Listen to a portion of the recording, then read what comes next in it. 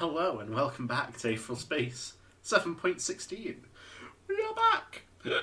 Thus hates Eli Macedora! What a fucking amazing time. That sounds like a 2000 series SCP. Thus hates Eli Macedora. And he'd be like some fucked up little guy with like a goop in him. A little gremlin. And his goop. Yeah, he'd Hey, be like, this SCP. Don't you want some squirt from my squamp? This SCP got rejected about his prom invitations. Now he's killing everyone in school with his He goop. needs to be given all his 360 games that he wants. Otherwise, he'll enter a rage state. And you don't want to see that. In the rage state, SCP-2543, hereby known as Eli Macedora, will punch holes in the wall. No, it would be like, also known as Alex, it would say. Also known as Alex! Oh my god, it would be named Alex. This is entirely unrelated, but I'm having fun. Yeah, we have to go. We have to go. I noticed lately, especially in the last one we recorded. Everyone. Bye! I interrupt. I interrupt too much now in Aetheral Space. It's ruining the momentum. I gotta get back on track. Yeah, get your head in the game. Snap! Eli Macedora's speed was unbelievable, especially for someone without Aether. In a single instant, I love this idea that, like, interrupt less, do so after the first second. I like the idea that, like, Dragon and the crew are so, like, used to Aether that they, like, underestimate what actual human capability is. They're like, oh, you can play sports without carbon Aether? dioxide. What kind of ability is this? Like, Dragon sees a dude who's really fast playing soccer, and he's like, how is he doing this without Aether? It's like, you know, there are other ways to... Yeah, I'm not even seeing the sparks of pale blue Aether. In a single instant, he'd retracted his whip sword, snapped the components into place, and slashed it up at the oncoming Dragon. Dragon couldn't dodge while he was falling. The only thing he could do to avoid the blow was enter Gemini World, reappearing a moment later on the ground, nearly a meter... a meter? Yeah, just like us. Well, howdy there, Latin! Nearly a meter away from Macedora. His breath was burning through his lungs, his heart pummeling the inside of his chest. He'd been 1 second from death there. If he hadn't avoided that blow, he knew he'd have been sliced in half from groin to skull. Ugh. Next time, he wouldn't be able to dodge it. Wait, why? How does he know this? What is this fucking anime trope of, like... He'll know he can do that, so he'll counteract it. Damn, didn't he already know? Hasn't Dragon been doing this for, like, minutes? He didn't know he could do it, like, vertically, though. Oh, right, he blew his trick. His Joker's trick. Macedora went to slash again, only to be interrupted by another round of plasma fire from Skipper, forcing him to switch again in a defensive effort. With a resolute gasp of air, Dragon pulled himself back into the game, pulling his stun pistols from their holsters and firing repeatedly at Macedora. I'm just curious. Let's say, hypothetically, that we looked at Macedora as though he was a clock. At what position would Dragon be relative to Eli, by any chance? Well, okay, so he's the center of the clock. Would it be 6 o'clock? Yeah, 6 o'clock. Would it be directly behind him? No. That's what I was implying. Oh, so not 6 o'clock then. Inside. This is a new technique. Okay. This guy! I've never seen Dragon use his flank move before. Esoteric art. Side the shuttle! Flanking. Oh my god, flanking fire. What am I lost my place. I was too busy making fun of Dragon. Thank you. He blocked Skipper's plasma shots, but he was forced to dodge Dragon's infused stun shots, keeping him perpetually on the move. It had been a risky venture, but I thought Aether sucked when you put it in a projectile. Yeah, he's shooting. Wasn't that like the whole... Yeah, I know. But they like, why bother marking it's infused? Isn't Aether like dog shit on a projectile? If you shoot it by itself, it's dog shit. Well, you infuse something else. It had been Okay, never mind, my bad. It had been a risky venture, but they'd managed to move the pace of this battle in their favor. So long as he wasn't whipping that tornado around, they had a fighting chance. The key was momentum. If they gave him a chance to act instead of react, things would just return to the state they were before, and eventually Dragon would make a mistake. Oh my god, this is just the final boss fight in Sekiro. Do not hesitate. Hesitation is defeat, that's the quote. Yeah. He slid forward on his knees to avoid... I can't believe you eviscerated his proper noun like that. Holy shit. He slid forward on his knees to avoid a horizontal slash from Macedora, repeatedly firing his pistols as he did so. Each shot missed by mere inches, but they sufficed to bring Dragon into melee range. There was the slightest twitch to Macedora's expression. He hadn't expected that. Good. Dragon flipped the guns around in his hands, holding each by the barrel so that he could use the handles as melee weapons. He's like a fucking COD character. Godin. Just the biggest nerd. To be perfectly honest, he wasn't especially confident in his abilities as a close-range fighter, but under these circumstances, it was the best choice. Unenhanced arms would have trouble blocking Dragon's Aether-infused pistols without dropping the whip sword, so Macedora would have no choice but to focus his attention on a closer threat to avoid the attacks. That would give Skipper better clearance for his attacks. The man wasn't good for much, but Dragon knew he was a pristine shot. Pristine shot? Why not just say an excellent shot? What is a pristine shot? Okay. All right, you know what? It's your book. You know, if you wanted to get no ratings, that's fine. The Strikes Dragon. I'm kidding. The Strikes Dragon unleashed with the pistol. The crab game. Stop spoiling the special. Well, I give up. Now they know what I'm talking about because. The strikes Dragon unleashed with the pistols were clumsy, as amateurish as if he was swinging a pair of clubs around, but they sufficed to occupy Macedora's attention. Just like he had with the shots, the King of Killers dodged each attack at the last possible second. If Dragon tried to break out of the space, to try and reestablish some distance between the two of them, he'd instantly be opening himself up to a counterattack. Macedora's eyes, cold and alert as an eagle, were locked directly onto Dragon's own the entire time. Fucking, how many eagles has Dragon locked eyes with? It's just like an eagle passing by. I can feel your pressure. I understand. The power of the eagles. Oh my god. What is Crestpool's animal? Like, you know how nations have animals? N/A. Oh. Macedora's... It was like a pair of daggers were about to burst forth from his eyeballs. If that wasn't enough to drive him to despair, Skipper wasn't doing much better. As Macedora ceaselessly avoided Dragon's attacks, waiting for him to make an inevitable mistake, he was swinging his sword around behind him, intercepting each one of Skipper's shots with pinpoint precision. Don't worry, Eli, if Dragon makes even half as many mistakes as fucking Tanhony, you won't have to wait long. You're banned. A smug emoji. No. June's doing these videos now. Dude, Aetheral space. There was no denying it. If things went on like this, they'd lose. Both he and Skipper would die right here, in a conflict that really had nothing to do with them. The thought of such a meaningless end sent burning anger down Dragon's throat. Hell no! The only one who decides what happens to me is me. Dragon swung his pistol again, aimed right for Macedora's smug skull, and the moment before the other man would have dodged, Dragon vanished in a spark of blue aether. Oh my god, is he gonna Gary's mod no-clip his gun inside his head? That'd be dope. There was the slightest sharp intake of breath from the King of Killers, the recognition of danger. Before his brain could even register what had happened, his body was already turning on its heel. Gemini World! Dragon reappeared behind Macedora. Yeah! He's using his signature move! Both his pistols lifted high over his head, and as one, he slammed them down on the ground, shattering tiles and sending shards of ceramic flying upwards. At that moment, those white shards were basically projectiles shot up from the floor. Perfect ammunition. Gemini shotgun. I thought he could only record one thing at a time. No, he can do lots of little ones.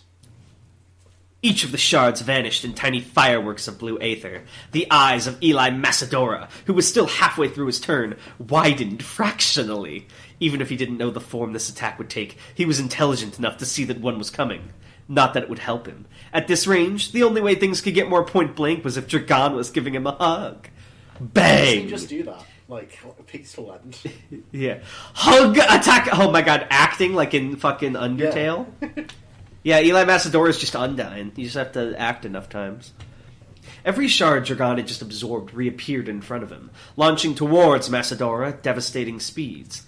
Even against someone with Aether, this attack would be something to dodge. For someone without it, Dragon could only anticipate the gory mess he'd soon see. His wish wasn't granted. In a mind-boggling blur of movement, Macedora shifted out of the way of the projectiles, and they zoomed off uselessly into the distance. Dragon was left gaping at empty space, his mind racing.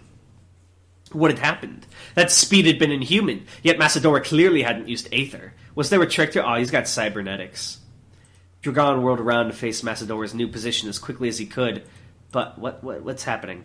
You're fucking me up. I don't know where I was. As quickly as he could.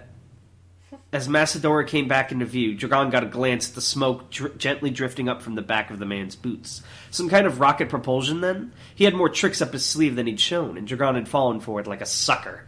In that moment, when time had all but stopped, Dragon heard the King of Killers speak.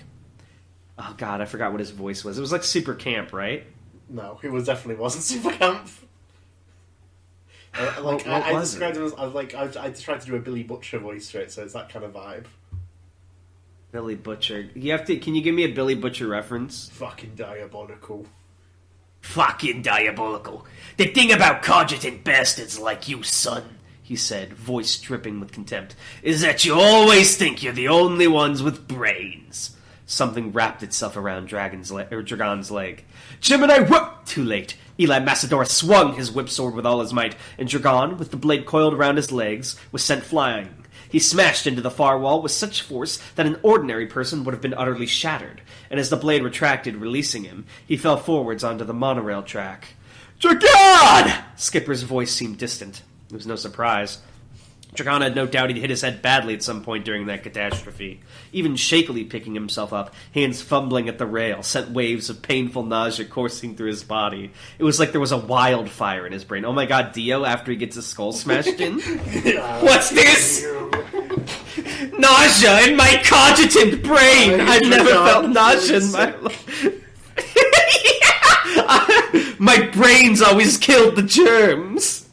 Still, there was no choice. He had to get back up. If he didn't keep fighting, Skipper was done for. To think he'd be pushing himself so far for such a useless asshole. On the verge of vomiting, Dragon surged his Aether throughout his body, the split-second jolts of awareness forcing him to his feet. Just like Bruno and Serena used Aether to move their shattered hands, Dragon used it to move his battered body. Aww, that's a good line. He could see flares of light, plasma shots, and silvery metal through the haze that was his vision. Skipper and Macedora were already fighting. How much longer could Skipper last if Dragon didn't do something? Wait, is that him saying hum? No, that's a noise. Dragon froze. He really wasn't on top of his game. He'd been feeling rather than thinking. Macedora could have thrown Dragon in any direction, yet he'd chosen to toss him over here. If he put any thought into it at all, the reason why was obvious. Ignoring the screaming from his neck, Dragon turned his head. It was hard to see as he was right now, but there was no denying that the incoming white light was the monorail, the last tram of the night. He couldn't dodge. There was only one way out of this. Gemini world! Dragon entered that watercolor realm again, the kaleidoscope of reality doing nothing for his nausea, and, timing it carefully, left about 3 seconds later. This time he hadn't moved, but the incoming tram had. He reappeared inside the first carriage, the sudden motion of the tram rolling him onto his back. He spluttered, the blood he coughed up tinged with blue Aether. The carriage was packed with people coming home. There were screams of surprise as Dragon suddenly appeared on the floor, and the feet closest to him backed away in surprise. Someone nearby called out for a doctor, but there was no response. A businessman with a shaved head kneeled down next to him, brow furrowed in concern. He reached out hesitantly, taking Dragon's pulse. Not really necessary, as he was clearly alive. Dragon's being Viona's actually, you don't need to do that. Yeah, if you were a cogitant, you'd already realize I was alive. Turn it off. Are you okay? He asked, voice shaking. What happened? Dragon's first attempt to reply simply turned into him hacking up one of his teeth. Ugh. Even the second was more choking than talking. Don't get off the tram, he rasped, pushing himself back onto his feet with shaking limbs. It's dangerous. The tram stopped, and as the doors opened, Dragon had a front row view of the chaos that had ensued outside. The hurricane of blades had returned, even larger now. Each strike of the whip sword smashed through walls and kiosks, littering the floor with chunks of concrete and metal. Macedora was only barely visible, a humanoid blur within the maelstrom of metal and air pressure. Skipper was much worse off than he'd been barely a minute before. New cuts and wounds ran across his body from his face to his torso. And it honestly seemed like a miracle that none of them had sliced open his jugular or another vital spot. Even with those grievous injuries, however, he continued to dodge, leaping over the attacks with the grace of a trained gymnast. His pistol had been lost at some point during the onslaught, however, and his hands were empty. All this was accomplishing was delaying the inevitable. Dragon slumped over in the open doorway, ignoring the panicked screams of the people inside and the attempts of well-meaning hands to drag him back. He wasn't done yet. So long as he still had his Aether, he wasn't done yet. Is this motherfucker gonna Aether burn or not? Dragon, I want to see you half Aether burn right now.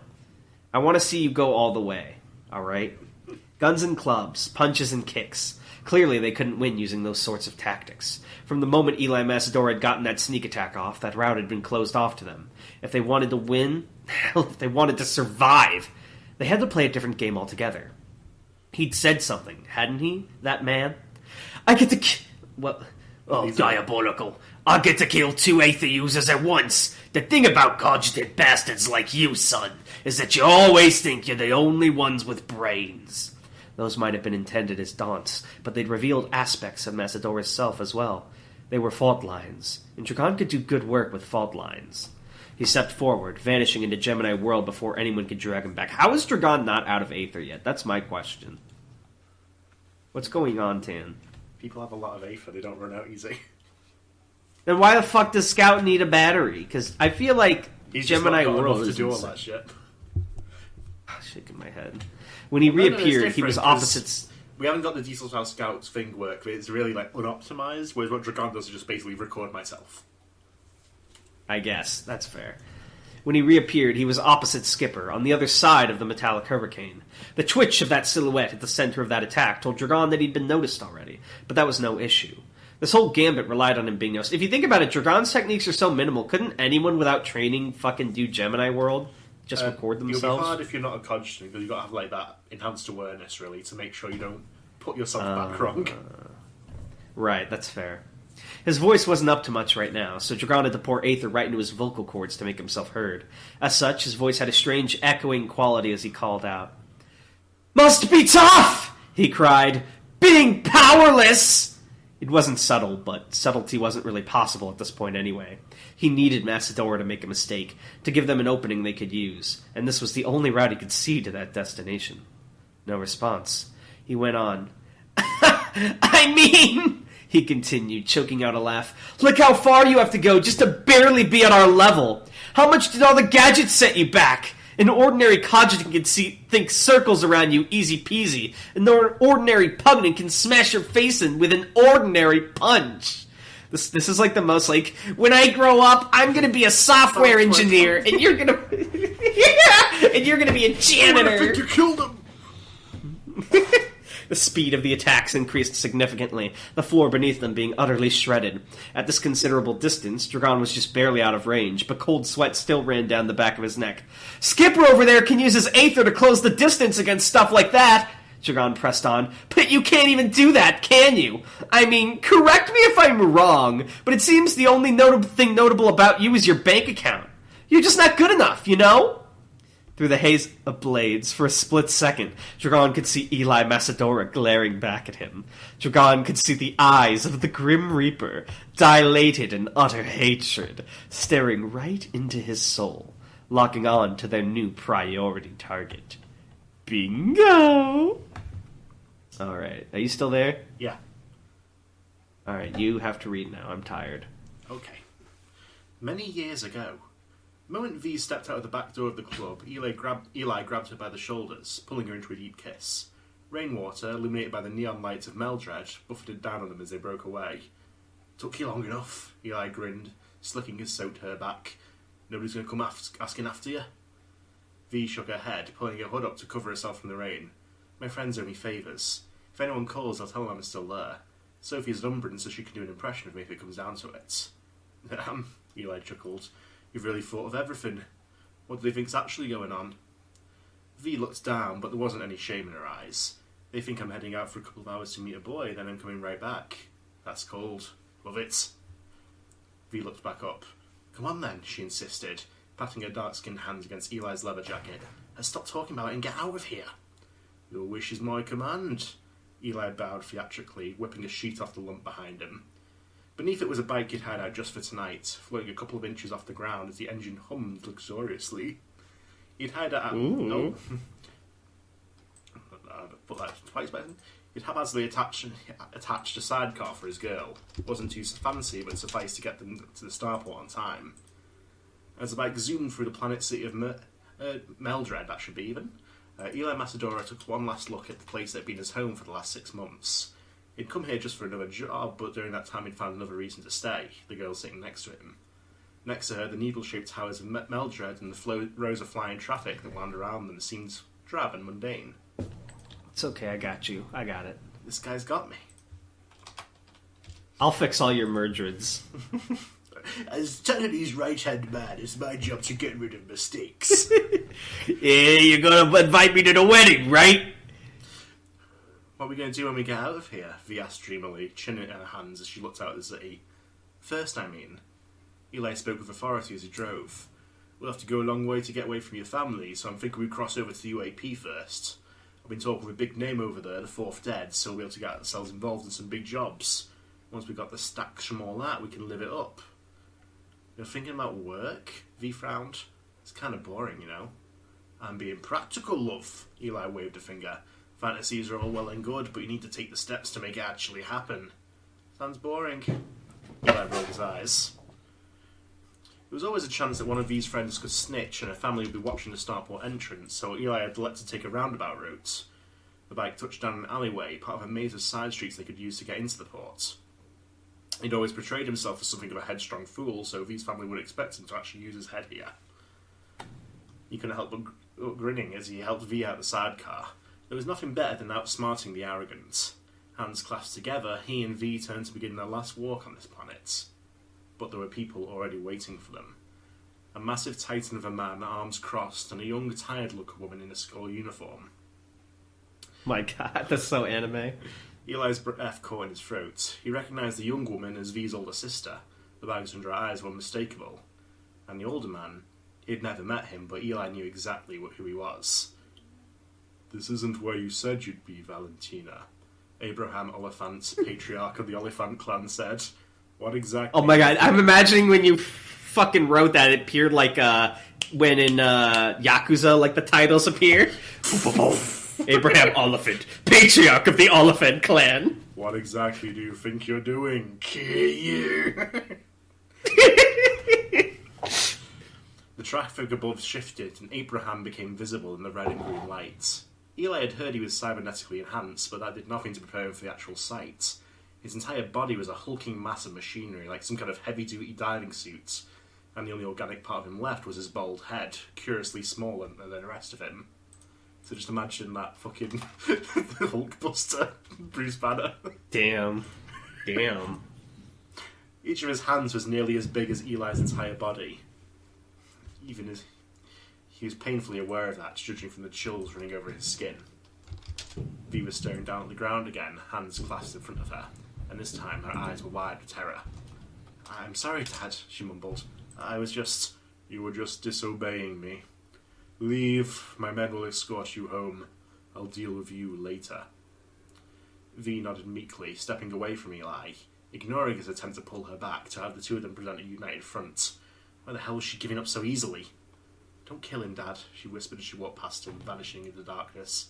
Please? Abraham's eyes didn't leave Eli as he replied. That's rather up to him. His eyes flicked over to the young girl next to him. Carla, if this young man tries anything, please shoot him. Even you should. Isn't Carla like super old now? Well, she's not like super old, but she's like an adult. She's like 30 now? Yeah. Because this was a while ago. How old is Eli? He's fairly old. Okay. Okay, Dad. Carla nodded. Abraham's gaze returned to Eli. It appears you're fond of my daughter. Bravado Eli didn't feel linked into his voice as he looked up at the titanic man. Huge man. What about it? You're a passionate young man. Tone it down or I'll hurt you a little bit. Abraham's voice was as cold as the steel that surrounded him. Understand that this happiness you envision is impossible. My daughter is a more valuable resource than yourself.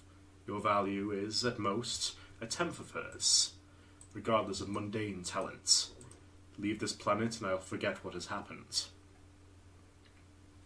Eli's hands shook. He'd known how this man considered him, V had made it clear, but to hear it phrased so coldly, so logically, still felt like a crushing weight. Aether is something that elevates value, to be fair, Abraham went on, Carla narrowing her eyes next to him. But you are incapable even of that. No matter how you train, no matter how you compensate, the mightiest ant is still weaker than the boot. Please understand. He should say something. He should refute those poisonous words. He should defend himself. He should do something. He opened his mouth. Okay, he whispered, barely audible. I didn't quite catch that, boy. Okay. Very good. Abraham reached out and, with the slightest... What an emasculating experience. Holy shit. And with the slightest pressure, laid his massive metal hand atop Eli's head. With barely any effort at all, Eli knew this man could press down and crush him against the ground. He was forced to look down, sweat dripping from his face. The rain was falling from him now. I have no personal feelings against you, boy, Abraham said, his voice lacking the apologetic manner his words would suggest. You simply weren't good enough. That moment ended quickly, but would live on in Eli Macedora's memory forever. Popcorn.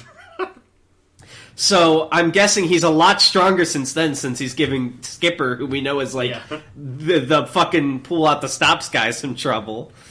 Now, the hurricane stopped, and Dragon Hadrian's heart almost leapt out of his chest. In an instant, Macedora had used those rocket boots to zoom right into Dragon's face. His face contorted in utter fear. I would do his expression, just so it's not face twice. Oh, his visage, that's good. His visage contorted in utter fury. His sword lifted high over his head. Corpse! Macedora croaked, and the sword came down. Shink! Only for Muzazi to appear in front of him. It seems you require my assistance, Dragon. Yeah! Take you, Dragon. You won the psychological battle. 3 potions? This'll heal my wounds. Yeah, he tosses him like a fucking D&D potion. Take a swig of that, my boy. He's got an entirely different personality just so he can save him. Damn. Why don't you take that glug on me? Dude, who would win, Muzazi or Eli Macedora, comma king of killers? It depends. Also, do you think Abraham, if he was alive, would respect him now that he has the title king of killers? Oops. Well, Abraham is alive, we know. Abraham. He's on his way. Oh, I thought he was dead. I thought that was like the whole thing. No. Who died before? Jacques did. Jock. Jacques? No, I know, but wasn't there like a... They mentioned there was like a vacuum in the head. The guy who because the guy went to the fucking... Yeah. He was the previous head, right? So Abraham wasn't always the head? Of one of the sections. Abraham's the head of the whole thing. Oh, okay. Okay. That's why he's just a head. Gotcha. Alright, well, it's been a ball, y'all, but the clock on the wall turns out to be the winner after all. I would love to actually read some more. I'm really into this, and I want Eli Macedora. This guy, how's he gonna have it ready by Wednesday for his readers? Oh wait, I just realized because we're a week ahead. Never mind, you have time. But man, I will say, if you're listening to this, Corgo, congratulations, you're caught up. Well, actually, by the time you get here, you gotta say this on every fucking episode. Congratulations, Corgo. Shout out to Corgo for being the only other major Aetheral Space fan who talks about Aetheral Space all the time. Fandom. I feel actually so cheated. I was like so... Hang on, let me end the recording. Oh god, I'm getting...